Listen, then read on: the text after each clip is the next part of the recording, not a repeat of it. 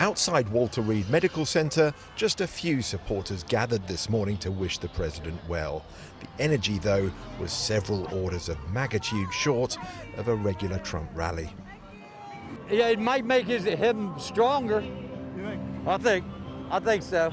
I think a lot more people for him than people are saying. Nobody really knew what was going on, but this morning you just look on Twitter, he banged out like 15 tweets in a row. He wants to get out of there. He wants to come out strong. I think this is actually going to help him in a weird way because, like, people like us and the silent majority and the undecided people are going to see this is like his real test. He's strong. The president has combated everything thrown at him, and I believe that he's going to combat this and he's going to come out stronger. So the president's tweeted that he expects to get out of here within the next hour. That doesn't mean, though, that he gets to put this whole business behind him. His campaign is potentially in big trouble. Last night, we witnessed the bizarre sight of the infectious, sick president doing a drive-by wave outside the hospital before going back to his room. He knows that if the polls are anything like accurate, he has a huge amount of ground to recover. God bless our president. I will die for him. I will die for that man. Right now, 29 days from polling day, Joe Biden is 8.1 points ahead. Say the Trump campaign. Back in 2016, Hillary Clinton was ahead, and look what happened to her. Well, maybe the polls are just as wrong, but if we map Hillary Clinton's polling onto Joe Biden's, we can see that Biden's lead is stronger and more consistent. Right now, nearly 3 points higher than Clinton was 29 days out. However, according to Republican strategists, it's too early to count Donald Trump out. The battleground races are a lot closer than the national ones are. With 29 days out, anything can still happen. At the end of the day, we're going to have to see where the enthusiasm is for who's going to get out there and vote. The challenge that the Biden campaign has is that a number of voters may think that Joe Biden is so far ahead that he's naturally just going to win, and they may just go about their day and not bother to cast their ballot. We will make America great again. There is a concern that without his rallies, the president won't be able to get the free TV coverage that drives his campaign. He just doesn't have the money to compete dollar for dollar with Joe Biden. In August, the latest month for which we have figures, Donald Trump's campaign raised $61 million. Joe Biden, though, raised over 3 times that amount, $212 million. Joe Biden also outspent Donald Trump $130 to $61 million and had $180 million cash in hand compared to $121 million for the Trump campaign. This afternoon, the president's doctors gave an update on his prognosis. Though he may not entirely be out of the woods yet, the team and I agree that all our evaluations, and most importantly, his clinical status, support the president's safe return home, where he'll be surrounded by world-class medical care 24/7. The president's illness has destroyed one of his main campaign narratives, that the country has turned the corner on the pandemic and is now losing precious time. Crafting a new message so close to the election is pretty tough already, and if he's doing it from isolation, it will be harder still. Well, that was David Grossman. He joins us live now from outside the Walter Reed Hospital. We can see the crowds behind you, David. Is there any sign of movement yet? No sign of movement. There's a lot of people who have arrived here expecting to see the president depart. If we just swing by looking that direction, you can see the gates of Walter Reed there with the police lining up. Just beyond that gate is where the president's helicopter is expected to land within the next within the next hour. His departure is due within the hour, and he's heading back to the White House. But there are still so many questions about what's happened. What is the true condition of the virus within the president's body? When did he last test negative? How many days is he going to have to stay in isolation? Is he going to have to stay in isolation? All of these questions are not really being answered at all by his medical team. Everyone's being left to speculate. And one can only conclude, I think, that the timing of his departure has been led by optics, by politics, by the campaign, not necessarily by the medical necessities of his condition. what's going to happen now, of course, is that he's going to have to try and craft a new narrative about this virus. Now he's had it. He tweeted out, as you mentioned, that no one has anything to fear, or don't fear the virus, he said. He's going to try and make that into a message, but I have to say the polling that's come out tonight suggests that not many Americans believe him. A poll by CNN, I think it was, had 2/3 of Americans thinking that he had behaved irresponsibly about the virus. Anyway, as you see, everyone's very keen to see the president emerge from Walter Reed, but this matter is by no means over. David, we'll come back to you if we see further action there. Thanks very much for now. But to discuss it further, I'm joined by David Plouffe, the manager of Barack Obama's successful 2008 presidential campaign, and Stacey Washington, the co-chair of Black Voices for Trump. It's great to have both of you with us. Stacey Washington, let me just read you back that tweet. Don't be afraid of COVID. Don't let it dominate your life. I wonder what you think that message will sound like to the families of the 209,000 Americans who died of the disease. Well, I don't know what it will sound like to them because I'm not one of those 209,000 families, so I have no idea. But the president has expressed on numerous occasions his solidarity with those families and his condolences to them. And while he is suffering from the virus himself, he's also expressed that he is one with the American people, those who have had COVID, the families of those who died, and also people who have not yet experienced it. This is a pandemic. It's not a political issue, as politicized as it has become. It is not President Trump against people who have suffered. It's a pandemic that he said, forgive me, it's a pandemic he said he understood properly now, that he'd understood, he'd seen it from real life. And then he showed...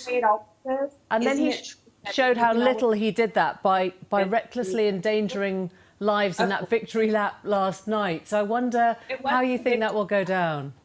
Well, I actually thought it was great of him to acknowledge the people who were basically having a prayer vigil outside of the hospital for him. They were out there to show their support for him in a very difficult situation as the president of the United States, which most people, good, honest people, feel sympathy for someone when they're sick. They don't wish they're dead. They don't wish they would die. They don't wish they would continue to be sick. They actually hope that that person would get better. Good people feel that way.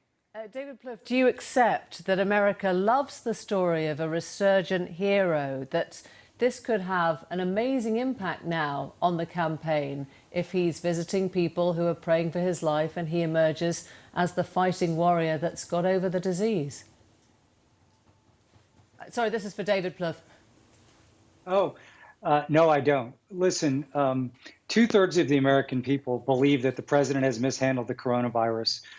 Everyone wishes him healthy return to the White House, but this underscores the reason why he's in such political danger, is he's mishandled the virus.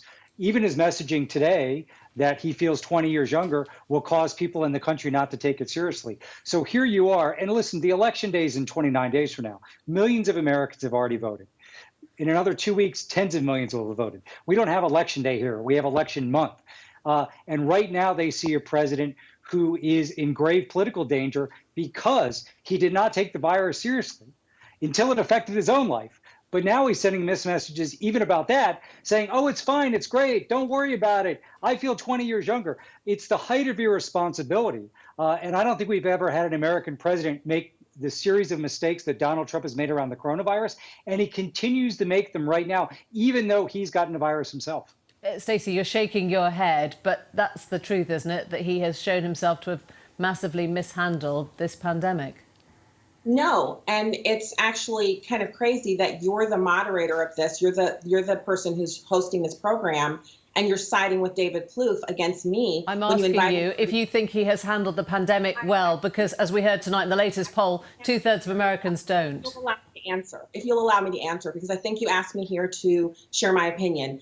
I think he's handled it as well as he possibly could have. I don't think he's been irresponsible, and I don't think his comments are going to cause other people to take the virus less seriously.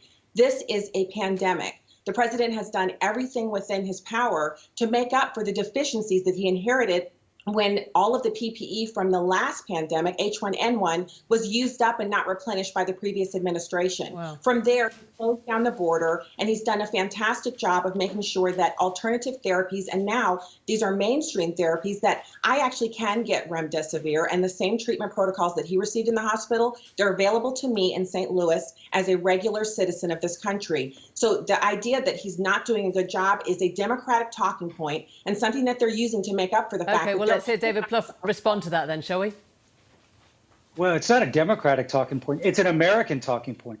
It doesn't matter what people like me or Stacey say. You know, 2/3 of the American people, which includes even some people that are going to vote for Donald Trump, don't trust him on the coronavirus. He said it would go away. It would magically disappear. China was doing a great job. Let's open up. He mocked masks just last week in the presidential debate with Joe Biden. His message has been clear. Don't worry about this. So he was a disaster in the debate last week. We already see polls capturing that people thought he did a terrible job. You add on the fact that his entire White House now is a super spreading site, okay, where every day it seems like we have his press secretary today was diagnosed with coronavirus. Those pictures of the event in the Rose Garden from the Saturday before last are going to go down in infamy here in America. So at the end of the day, his closing argument is either I finally get the coronavirus 7 months later. Yeah, a lot of people had to die, but now that I've gotten it, or don't worry about it. I feel great. Don't let it affect your life. I've never seen somebody close a presidential campaign with a message this weak. Okay. And I think a lot of the American people have tuned him out. Well, let me ask Stacey, which way does it go then? Does he say that COVID shouldn't be taken seriously, or that it should now, and that he is for masks, and that he should have behaved in a different way? Which narrative is it now? So I'm still trying to figure out where you're getting that the president said we shouldn't wear masks. He said wearing masks is patriotic and that we should wear them. None of his family even wore it at the debate on Tuesday, even though they were asked to by the moderator and the organization.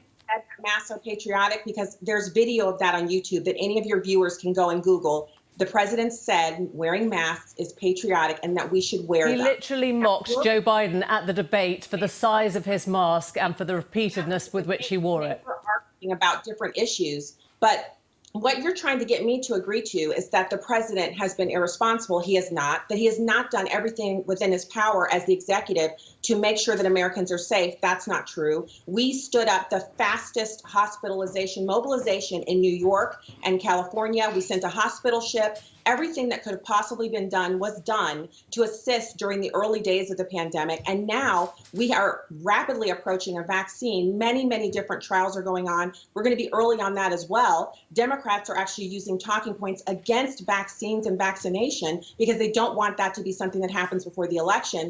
And this entire thing has been politicized. I haven't heard anyone talking against a vaccine, I have to say. But I will ask you, David Plouffe, whether you think the danger for the Democrats is that they start to sound quite smug, that they start to sound preachy about what has or hasn't been done right at a time when somebody is still in hospital. No, listen, Donald Trump has done one of the worst jobs on a significant issue in the history of America. So, and on the vaccine, the vast majority of American people, when asked, do you trust Donald Trump to distribute a vaccine effectively? They do not. So listen, this election could still be close. Donald Trump's going to do a good job of turning out his base. He surprised everybody back in 2016. So I don't think there's any Democrats who are overconfident right now. But in terms of making a case that he's mishandled the coronavirus, that what happened in the White House to all of his staff, to himself, is really remarkable and really underscores. If you couldn't make it up, if you wrote a screenplay, you wouldn't believe it. Here's someone who said, don't worry about it. It's going to go away. We're going to be down to 0 cases. Didn't take it seriously. Has sent enormously missed messages around masks and other public health protocols that now he himself has been affected by it. So to me, it just underscores what people have concerns about, that he didn't take it seriously, that he mismanaged. Can I just ask you about that image yesterday, because that has left quite an indent, and it was called irresponsible by medical staff at the hospital in which he was being treated. He was an infected man in a hermetically sealed car with members of his staff. Why would he do that to people that work for him? So my name's Stacey Washington, I'm not actually Donald Trump, but I am here to give the positive message that the president is seeking the vote of Americans. He's not demanding it. He's never said that Black Americans owe him their vote. If we don't, I'm not Black if I don't vote for Joe Biden. That's what he said about me. Joe Biden said I'm not from a diverse community. Hispanics have a diverse community. Blacks do not. He said that integration would make his children's school into a jungle. He said that Black people are natural born predators, that we needed the mass incarceration bill from 1994 that he spearheaded in order to keep communities safe. This is a man who has continuously made the kind of comments about Black Americans that should completely obliterate his chance of ever receiving. You're not worried then about him winning the presidency? About it. You want to focus on coronavirus and him riding in his vehicle to say hello and thank people who were there to pray for him. I want to focus on why President Trump's asking for the vote. He implemented the new Platinum Plan. That was Friday of last week, where he said, we want your votes. We want to do things for Black Americans, increasing opportunity zones, making more opportunities for Black Americans. Joe Biden is saying, you owe me your vote, Stacey Washington. If you don't vote for me, you ain't Black. And notice he only talks to Black Americans that way. So David can say that President Trump is irresponsible. You can say that the polls are against him, but 2 million doors have been knocked just in the last month alone, almost 8 million total. We're talking about 20 million calls. Thank you. They're pressing the flesh and trying to make. We've run out of time, but we really appreciate your time with us this evening. Thank you both for joining us.